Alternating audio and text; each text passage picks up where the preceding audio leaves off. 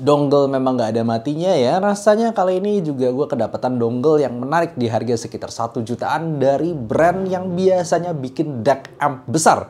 Jadi halo dan selamat datang di Aftersound Review, dan ini adalah review gue untuk SMSL D10 DAC amp dari SMSL. Yang pertama kali gue coba dengan harga sekitar 1,2 jutaan. Bentuknya cukup kecil gini, menarik, tapi bagian depan dan bagian belakangnya ada bagian clearnya seperti ini. Menggunakan dual CS43131 dengan power maksimum at 500 mW at 32 ohms. Dan seperti biasa gue akan breakdown review ini mulai dari build, kemudian fitur, user experience, suara, serta perbandingannya. Sebelumnya thank you dulu untuk Intium Indonesia yang udah mengirimkan review unit ini ke gue untuk gue bahas. Nah, untuk teman-teman yang belum tahu mengenai Intium Indonesia, ini adalah toko online dan juga offline yang menyediakan berbagai barang, berbagai brand audiophile yang masuk ke Indonesia secara resmi.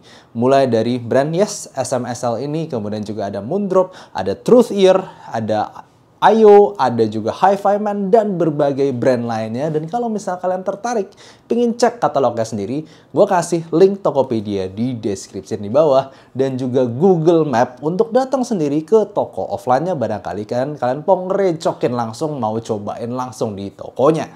Secara build dan tampilan ini sebenarnya cukup keren ya. Di bagian depan dan bagian belakangnya itu ada kelihatan PCB boardnya, jadi ada bagian yang beningnya seperti ini, dan bentuknya sendiri ramping, kecil, tapi memang berasa cutnya itu rapih.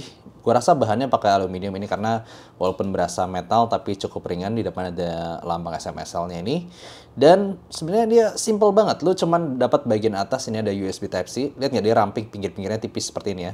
Bagian bawahnya itu ada 4,4 mm balance dan 3,5 mm untuk single ended. Sedangkan di bagian sininya itu ada volume button. Nah, bagian bawahnya ini buat kayak lu ngerasa, oh ini bagian bawah, ini bagian atas, dan ini untuk bagian volume down, sedangkan ini untuk volume up. Jadi gampang ketahuan ya karena ada stripnya ini.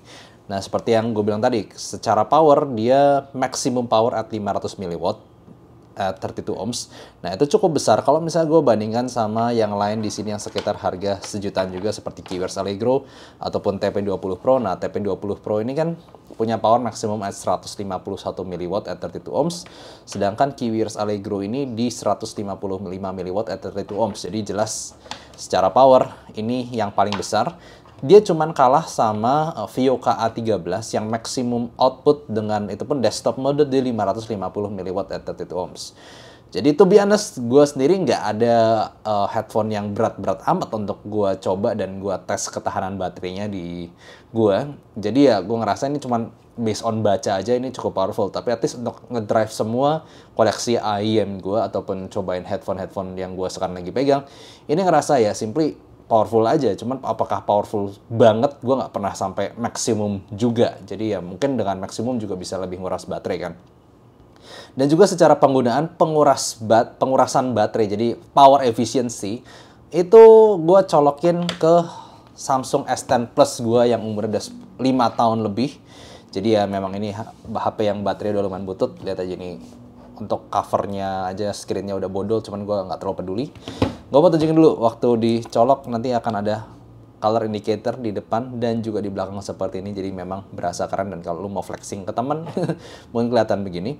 Nah, secara penggunaan power alias power consumption, gue udah cobain balance-nya. Gue bandingin pakai TP20 Pro, Keywords Allegro, dan juga si D10 ini menggunakan Sennheiser i600 balance di pendengaran volume biasa gue, biasanya sekitar rated at 70 decibel.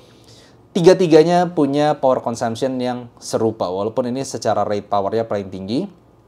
Tapi secara penggunaan power, secara nyedot baterai HP gue yang butut ini, untuk lama waktu 30 menit gue play flat dengan balance di volume yang pendengaran gue mirip, tiga-tiganya serupa.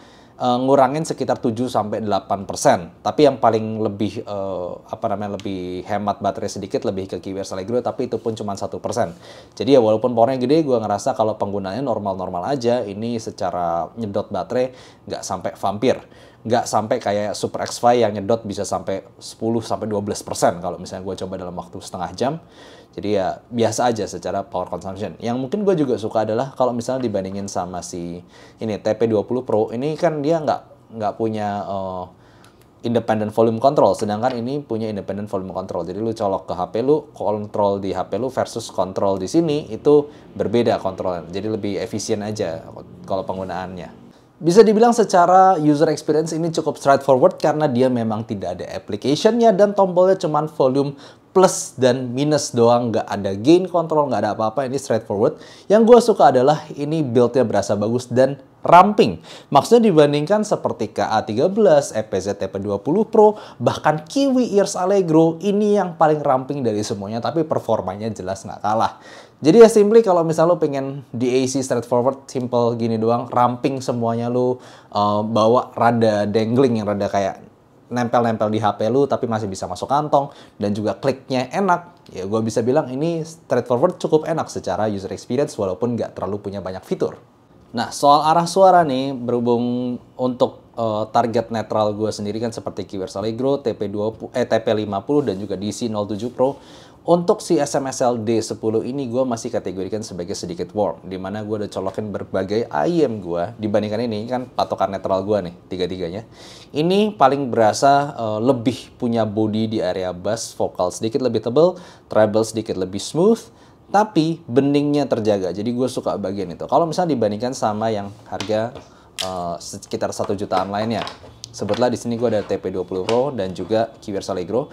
Kiwi Ears Allegro ini masih paling netral, gue taruh tengah-tengah. Untuk TP20 Pro ini paling berasa V-shape. Dia bassnya lebih menghentak dibandingkan Allegro, tapi punya treble yang lebih agresif juga dibandingkan Allegro. Sedangkan ini berasa lebih warm dibandingkan Allegro dengan bass yang lebih tebal dan juga besar tapi treble lebih smooth. Cuman yang gue suka di sini adalah walaupun dia memberikan sensasi tebal itu nggak sampai tebel-tebel banget sampai mendelep sampai mendem. Enggak. Gue cobain ini pakai IEM yang rada nyantai, sebutlah juga gue pakai Kiwi Ears KE4. Itu tetap nggak mendelep, cuman sedikit lebih tebel aja, cuman dan sedikit nyantai, tapi beningnya lalu kemudian black backgroundnya itu juga masih bersih. Jadi ini gue rasa cocok untuk lebih ke pairing IEM yang lu pingin bisa lebih berbody lagi suaranya dan juga lebih tebal tanpa menghilangkan teknikalitasnya. So untuk tujuan itu gue suka. Tapi kalau untuk vokalan, gue pribadi lebih suka Kiwi Ears Allegro ini karena somehow punya tekstur vokal yang lebih smooth dan lebih spatial aja, somehow lebih lifelike buat preferensi gue. Tapi sebenarnya kalau kita ngomong technical, gue ngerasa lebih ada layer di SMSL D10 ini. Jadi dia kalem, agak tebel, tapi layering-nya bagus. Sedangkan untuk TP20 Pro ini dia paling energik, paling V.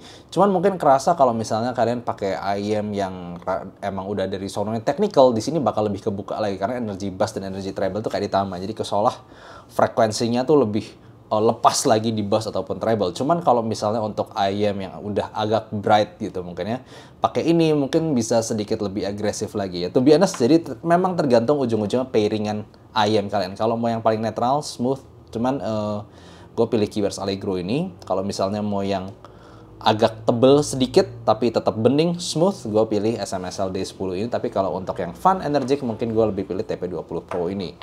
Cuma secara power dan power consumption, efisiensi, gue ngerasa ini paling oke. Karena dia powernya paling tinggi, tapi nyedot baterai dengan level yang sama dibandingkan teman-temannya. So, in the end, di harga sekitar 1,2 jutaan, jelas SMSL D10 ini menjadi salah satu DAC amp yang gue bisa rekomendasikan untuk kalian mencari dongle DAC amp yang simple, kecil seperti ini, straightforward use.